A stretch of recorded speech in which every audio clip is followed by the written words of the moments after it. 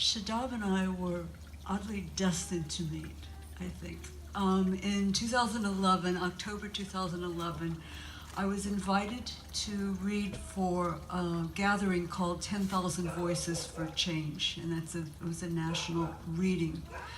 And I had yet to meet Shadab, and for some reason I said, I'll do it if you invite Shadab Zist Hashmi to read with me.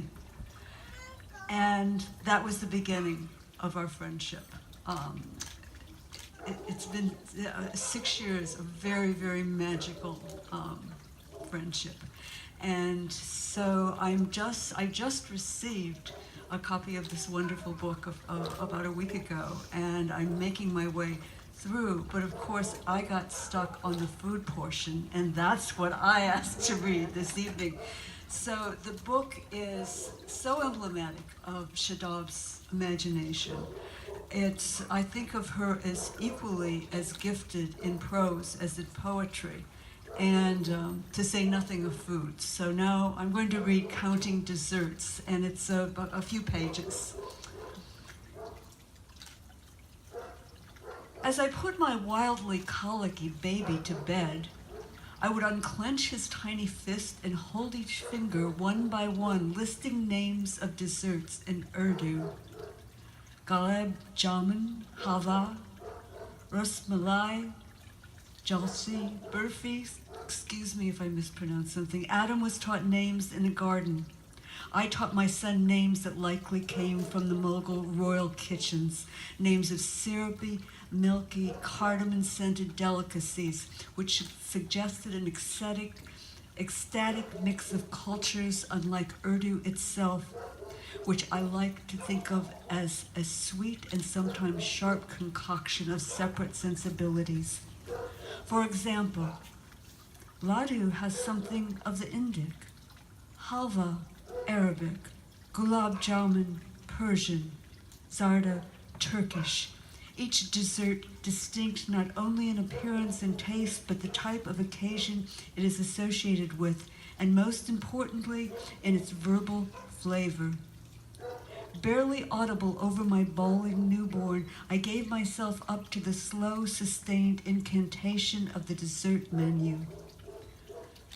Postnatal sleep deprivation is a godforsaken place, but the fogginess it causes can bring about clarity.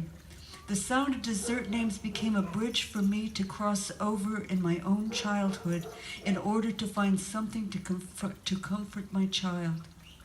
Words offered themselves as the cradle we both needed. As I rocked him and chanted, I conjured every sensory detail I wanted to pass on, each scent and shape. I pictured the delights. Rectangular pieces of silvery burfi, halva garnished with blanched almonds, laddu with roasted melon seeds, orange spirals of jalebi.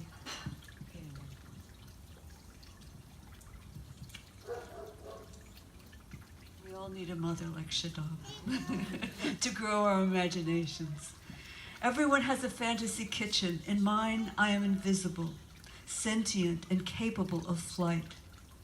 I do none of the work, but I'm deeply involved, hovering over food in all stages of preparation, from the washing of fruits, grating and roasting of nuts, to grinding seeds, working the butter and syrup, kneading, frying, garnishing.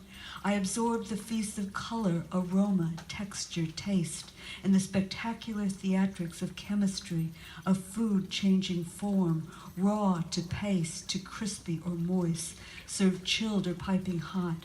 I note the subtleties, enjoy the life energy of rituals and processes, and of course, write it down.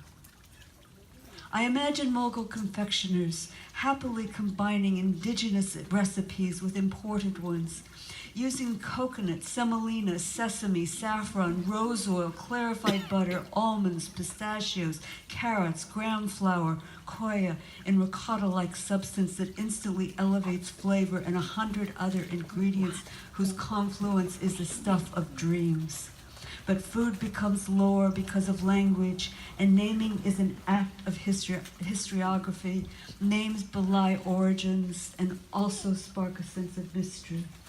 For instance, Where does the name Patisha come from? And Chum Chum?